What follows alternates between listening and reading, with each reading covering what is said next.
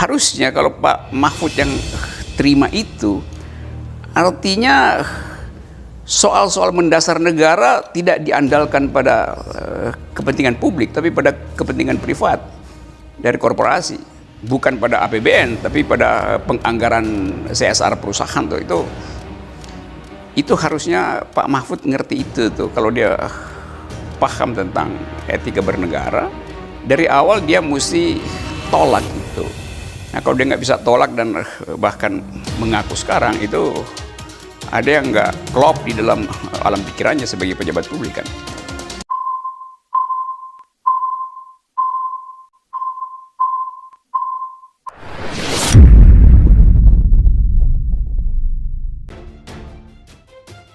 Kecam pernyataan Menko Polhukam Natalius Pigai, Mahfud MD tutup mulut saja. Pernyataan Menteri Koordinator Bidang Politik, Hukum, dan Keamanan atau Menko Polhukam Mahfud MD soal situasi di Intan Jaya, Papua menuai kritik keras. Mahfud menerima laporan situasi di Intan Jaya sudah kembali stabil. Mahfud juga mendengar kabar kalau Bupati Intan Jaya, Natalius Tabuni, mengendalikan pemerintahan dari luar daerah. Belakangan, pernyataan Mahfud tersebut sudah dimentahkan dan diklarifikasi langsung oleh Bupati Natalius Tabuni. Pernyataan Mahfud tersebut kontan dikecam oleh aktivis Papua Natalius Pigai. Sebagai Menko Polhukam, kata Pigai, Mahfud MD seharusnya bertanya kepada gubernur atau bupati, atau datang melihat langsung situasi keamanan di Papua, baru bisa objektif berkomentar. Menko Polhukam seharusnya bisa saja memanggil kepala daerah yang bersangkutan.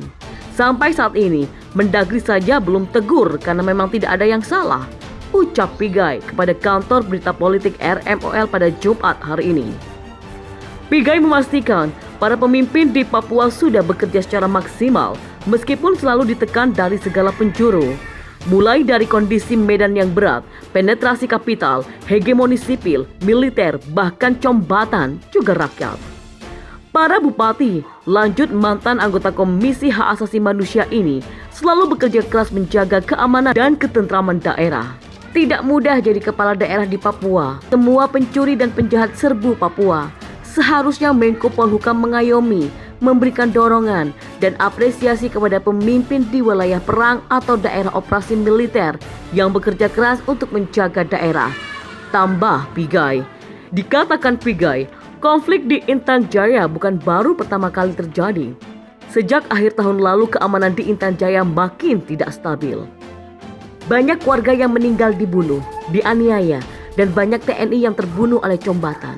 Dan menurut catatan saya tidak kurang lebih dari 17 orang termasuk Kopassus dan Bupati selalu mengabdi di tempat tugas Sugapa Intan Jaya, terang Pigai. Menurut Pigai, kondisi ini tercipta karena grand design politik dan keamanan yang salah di Papua dalam kepemimpinan Mahfud MD sebagai Menko Polhukam. Karena itu saya minta Mahfud untuk tutup mulut, ucapkan keinginan atau titipan orang-orang tidak bertanggung jawab, tegasnya. Pigai pun akhirnya menilai wajar jika ternyata pihak istana mulai mengabaikan peran Mahfud sebagai Menko Polhukam karena memang tidak kompeten. Sehingga sudah saatnya Mahfud MD mundur atau dihentikan dari jabatannya. Saya kira Menko Polhukam sudah tidak dipakai istana atau bawahan insubordinasi, tandas Natalius Pigai. Mahfud MD, kakak SB buat narasi sesat soal tewasnya pendeta di Intan Jaya.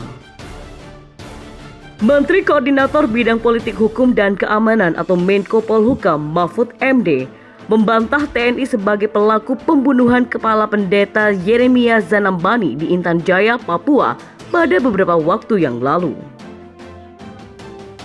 Dia memastikan TNI tidak berkaitan dengan peristiwa tersebut.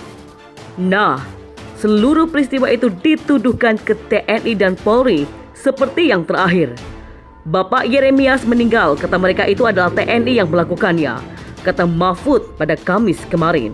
Mahfud menjelaskan, TNI dan Polri tidak pernah mendapatkan akses untuk mengecek langsung kondisi jenazah pendeta tersebut. Keluarga dan warga setempat tidak memberikan izin untuk aparat melakukan pengecekan. Faktanya, sampai sekarang kita tidak pernah punya akses untuk memeriksa jenazah. Keluarganya tidak mengizinkan. jelas Mahfud MD. Dengan kondisi tersebut, kelompok kriminal sipil bersenjata atau KKSB memanfaatkan kondisi ini dengan menebar provokasi. Mereka menyebutkan seolah-olah Yeremias tewas akibat diserang TNI. KKB itu menyiarkan foto jenazah tentang terbunuhnya orang ini, lalu dikatakan TNI lah yang melakukan. Hal itu tidak benar, dan kadangkala kita disesatkan oleh narasi yang dibuat secara sepihak. Imbuh Mahfud. TNI dan Polri sendiri, kata Mahfud, tidak mau memaksa keluarga untuk mengizinkan pemeriksaan jenazah oleh aparat karena tak mau memperumit keadaan. Ini untuk mencegah adanya konflik yang berkepanjangan. Mahfud MD sebut di era Jokowi banyak pelanggaran HAM dengan pola yang berbeda dari Orde Baru. Menteri Koordinator Bidang Politik Hukum dan Keamanan Menko Polhukam Mahfud MD mengatakan pelanggaran hak asasi manusia atau HAM di era Presiden Joko Widodo banyak yang terjadi, namun dengan pola yang berbeda. Pernyataan tersebut diungkapkan Mahfud MD dalam acara Indonesia Lawyers Club yang dihubungi melalui video conference. Mahfud MD mengatakan pelanggaran HAM yang terjadi saat ini memiliki pola yang berbeda dengan saat Orde Baru. Ketika Orde Baru, Mahfud MD menjelaskan pelanggaran HAM memang dilakukan dengan sengaja oleh aparat kepada rakyatnya. Pelanggaran HAM pada masa itu memiliki rencana yang terstruktur serta memiliki target yang jelas. Tidak hanya itu, Mahfud MD juga mengatakan pelanggaran yang terjadi tidak dapat menggugat pada pihak pemerintah. Apakah ada pelanggaran HAM di era Jokowi? Banyak, tetapi polanya sudah berbeda, ungkap Mahfud MD. Kalau dulu di zaman Orde Baru itu adalah pelanggaran HAM yang disoroti itu adalah pelanggaran HAM yang sengaja dilakukan oleh aparat terhadap rakyat. Sehingga sifatnya terstruktur dan terencana, jelas objeknya. Dan kemudian pemerintahnya menjadi tidak bisa digugat sepertinya. Tandas Mahfud MD menjelaskan. Mahfud juga mengungkapkan tidak pernah secara eksplisit mengatakan dalam era pemerintahan Jokowi tidak terjadi pelanggaran HAM. Namun, Mahfud MD tidak menampis di era reformasi saat ini HAM sudah mengalami banyak kemajuan. Yakni, pelanggaran HAM yang dilakukan oleh pihak pemerintah dan aparat pada rakyatnya sudah tidak ada lagi. Apalagi tindakan yang dilakukan secara terencana sudah berkurang banyak.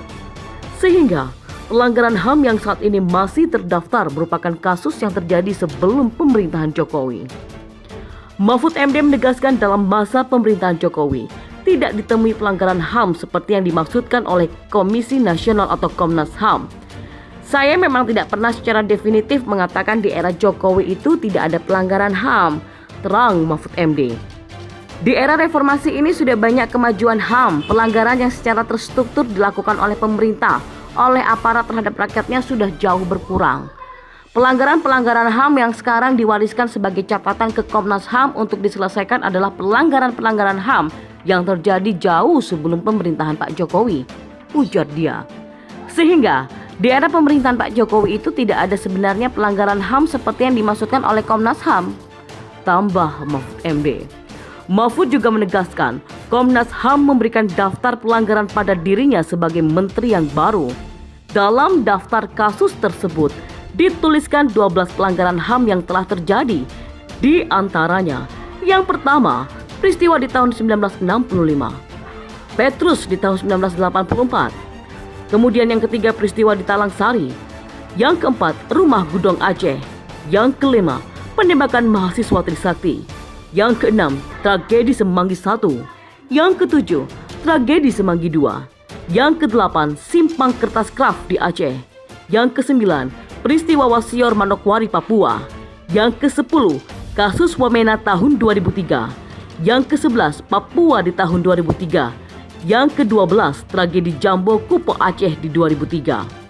Mahfud MD juga menjelaskan sejak tahun 2014, yakni periode pertama Jokowi menjadi presiden, tidak ditemui pelanggaran HAM yang dilakukan secara terencana.